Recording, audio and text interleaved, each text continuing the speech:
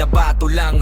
Sarado ang isipan, puso'y tila bato. Di nila alam ang sakit na dinadala ng tao sa bawat luha ng pamilyang nasasaktan. May mga matang tila wala nang pakialam habang sila'y nagluluksa sa gitna ng dilim. May mga taong galit ang siyang pinipili. Hindi ba sapat ang hapting kanilang pasan? Bakit dinaragdagan ang inyong panghuhusga?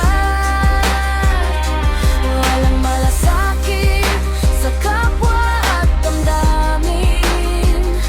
Walang paggalang sa pumanaw na minamahal din.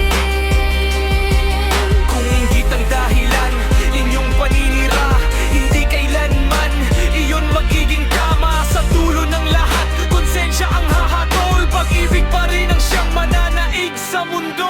Hindi ninyo nakita ang gabing walang tulog. Mga panalangin luha ang siyang bumabalot.